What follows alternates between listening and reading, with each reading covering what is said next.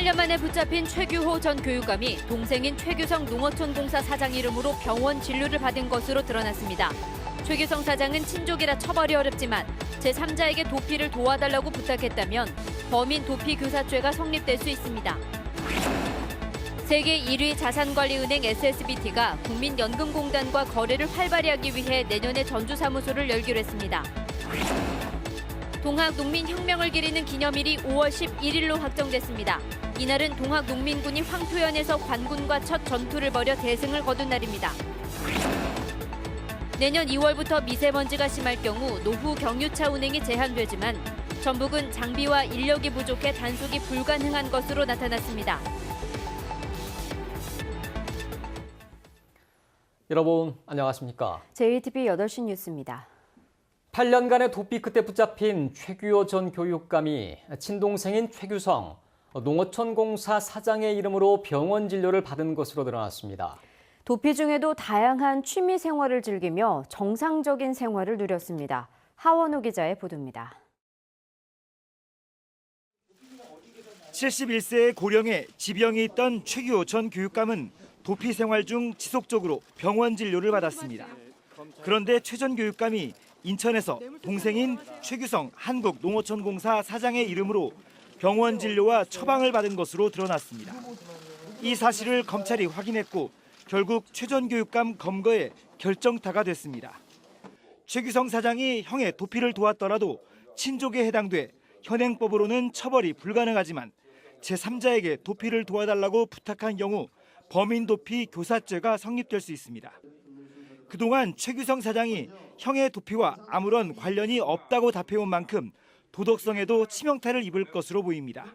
그건 인터뷰하지 않았어요. 대화를 안 하겠다고 그 문제는.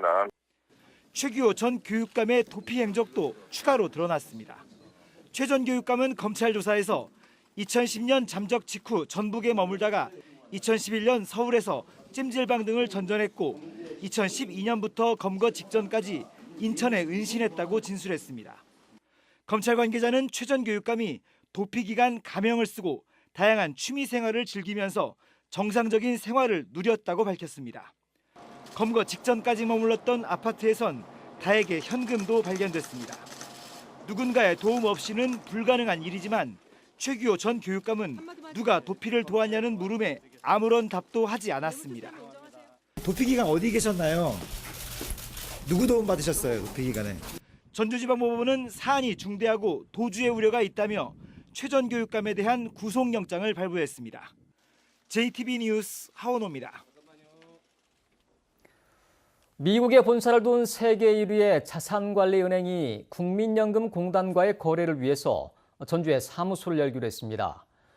글로벌 자산관리은행의 전주 사무소 개설은 국내외 금융기관의 전주 사무소 개설에 마중물이 되고 전북의 제3금융중심지 지정에도 도움이 될 것으로 기대되고 있습니다. 송창용 기자가 보도합니다. 미국 보스턴에 본사를 둔 스테이트 스트리트 은행 SSBT가 내년 1월에 전주 사무소를 열기로 했습니다. SSBT는 내년부터 3년 동안 국민연금공단 해외 투자자산 170조 원의 관리를 받게 된 글로벌 자산관리은행입니다. 지난해를 기준으로 글로벌 수탁 규모만 33조 달러에 이르고 108개 나라에서 서비스를 제공하고 있는 세계에서 가장 큰 수탁은행입니다. We're particularly inspired as we enter this venture and put our flag in the ground in Zhengzhou with the deep source of talent that exists within the Zhengzhou community, particularly around innovation and technology. 국민연금공단이 전주로 이전한 뒤 관련 금융기관이 사무소를 열기로 한 건 이번이 처음입니다. SSBT의 전주 사무소 개설은 국내외 금융기관의 추가 사무소 개설을 이끌 것으로 기대되고 있습니다. 당장 공단의 또 다른 해외 투자자산 수탁은행인 미국의 BNY 멜론이 전주 사무소 개설을 준비하고 있습니다. 전북이 추진하는 금융중심지 지정에도 도움이 될 전망입니다. 국내외 금융회사 유치는 금융중심지 지정을 결정하는 금융위원회의 평가에서 매우 중요한 지표입니다. 관련된 금융기관과 거래기관들이 전부 혁신도시로 모이게 되면 자연스럽게 금융 중심지로 발돋움하는 데 큰 도움이 될 것으로 저희들은 기대합니다. 우여곡절 끝에 어렵게 유치에 성공한 국민연금공단과 기금운용본부의 전주 이전 효과가 서서히 나타나고 있습니다. JTB 뉴스 홍창용입니다. 지역별로 입장이 첨예하게 맞서면서 장기간 표류해왔던 동학 농민혁명 기념일이 황토현 전승일인 5월 11일로 확정됐습니다. 무려 14년 만의 일인데요. 동학 농민혁명이 비로소 명실상부한 국가행사로 치러질 수 있게 됐습니다. 보도에 나금동 기자입니다.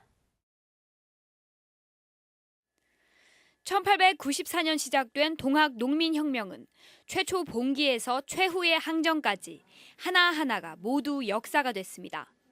정부가 2004년 동학 특별법 제정 이후 법정 기념일 지정에 나서자 관련 시군들은 저마다 자신의 지역에서 벌어졌던 사건을 기념일로 주장하며 14년이 흘렀습니다.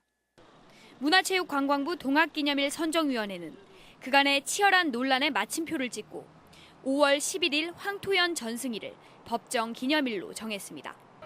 동학농민군이 광군과 최초로 전투를 벌여 대승을 거두면서 이후 혁명이 전국적으로 확산되는 계기가 됐기 때문입니다. 동학농민혁명이 실질적으로 전개될 수 있는 어떤 중요한 동력이 되었다는 점을 위원님들이 되게 높게 평가를 했고요. 그동안 역사성과 상징성을 두고 대립해온 자치단체들의 갈등이 일단락됐고 우리 지역에서 일어나고 또 퍼져나갔던 동학 정신을 국가 차원에서 기념하게 된 겁니다. 국가기념일로 지정됐다고 하는 건 이 사건을 국가적 단위에서 기념하고 또 그 의미를 국민들과 공유하고 확산하는 그런 의미가 있기 때문에 아주 중요한 의미가 있다고 생각을 하고요. 이번 결정은 법령 개정 절차를 통해 행정안전부의 각종 기념일 등에 관한 규정에 반영될 예정입니다. JTB 뉴스 나금동입니다. 내년 2월부터는 미세먼지가 심한 날엔 노후 경유차의 운행이 제한됩니다. 하지만 전북에선 아무 준비가 돼 있지 않아서 효과가 의문시되고 있습니다. 권대성 기자가 보도합니다. 미세먼지 비상 저감 조치가 발령된 지난 7일 서울에서 처음으로 오래된 경유차의 운행이 제한됐습니다. 2005년 이전에 등록된 2.5톤 이상 화물차가 대상이었습니다. 서울시는 곳곳에 설치된 CCTV로 운행 제한 조치를 어긴 차량들을 적발해 10만 원의 과태료를 부과했습니다. 서울시 37개 지점에서 번호판 인식에 의해 단속된 데이터가 우리 운행 상황실로 전부 모이게 되겠습니다. 노후 경유차의 운행 금지가 내년 2월 15일부터 확대됩니다. 2005년 이전에 등록된 경유차로 배출가스 등급이 가장 낮은 5등급이고 매연 저감 장치를 달지 않은 모든 화물과 승용, 승합차가 대상이 됩니다. 지역도 수도권뿐만 아니라 전국으로 넓어집니다. 전북에서는 전체 등록 차량의 17%가량인 15만 대가 운행 제한 대상에 해당됩니다. 문제는 서울과 달리 전북에서는 CCTV 등 단속 장비와 인력이 전혀 없다는 점입니다. 전라북도는 갑작스런 시행 탓에 예산 확보가 힘들다면서 급한 대로 경찰의 힘을 빌려 단속하겠다지만 쉽지 않아 보입니다. 지금 현재는 불가능한 상황인데 경우의 수에 따라 가지고 경찰청의 협조를 얻어 가지고 미세먼지를 줄이기 위한 노후 경유차 운행 제한 조치가 석 달 뒤에 시행되지만 전북에서는 실질적인 효과를 기대하기 힘든 형편입니다. JTB 뉴스 권대성입니다. 중소기업들이 군산조선소와 GM 군산공장 폐쇄에 따른 경기 침체로 어려움을 겪고 있는데요. 중소기업을 지원하기 위한 특별 판매전이 군산에서 열렸습니다. 김진형 기자입니다. 부엌용품을 파는 부스가 북적입니다. 상인의 상품 자랑에 소비자들은 눈을 떼지 못합니다. 양말과 식품을 파는 부스도 소비자들의 발길이 이어집니다. 다양한 것이 많이 나와 있는 것 같아요. 평상시 시장에서 볼 수 없는 것들. 그런 것들 지금 사려고 왔어요. 식품과 의류, 생활용품 등 중소기업에서 생산한 다양한 제품들이 한자리에 모였습니다. 고용 위기 지역으로 지정된 군산의 25개 업체를 포함해 모두 80여 개 중소기업들이 생산한 제품입니다. 군산의 위기 지역으로서 이런 행사가 많이 열림으로 모든 사람들이 많이 군산으로 모여들지 않겠습니까? 그래서 거기에 일조한다는 마음으로 저도 여기에 참가하게 됐어요. 특별 판매전이 중소기업들에겐 소비자들과 소통하며 위기를 극복할 수 있는 힘을 얻는 의미 있는 자리가 되고 있습니다. 실생활에 도움이 되는 제품 위주로 좀 구성을 했고요. 오셔가지고 많이 구매를 해주시면은 기업들한테도 많은 도움이 될 것 같고. 위기지역 중소기업 특별 판매전은 군산 새만금 컨벤션 센터에서 오는 11일까지 이어집니다. JTB 뉴스 김진영입니다. 올 겨울 들어 처음으로 독감 바이러스가 나왔습니다. 전라북도 보건환경연구원은 최근 감기 증세로 병원을 찾은 환자의 가거물에서 독감 바이러스를 확인했다고 밝혔습니다.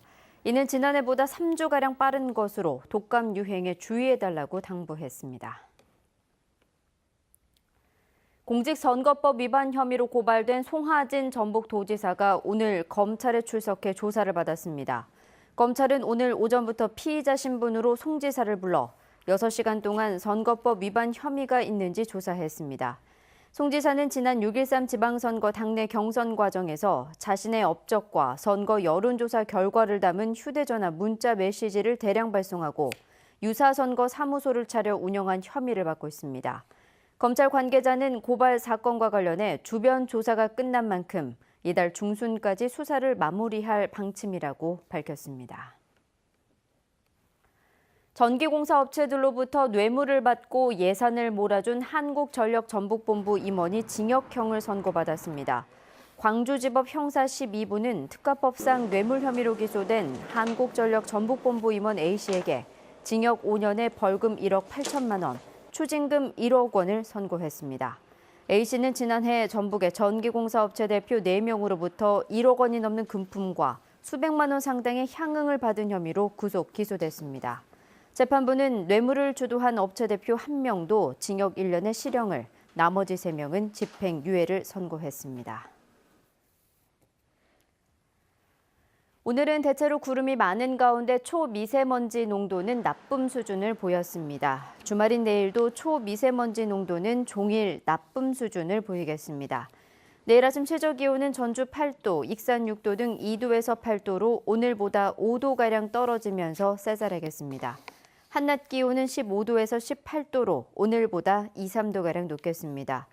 휴일인 모레는 대체로 흐린 가운데 아침 기온은 5도 안팎으로 쌀쌀하겠습니다. 다음 주는 고기압의 영향으로 대체로 맑겠고 기온은 평년과 비슷하겠습니다.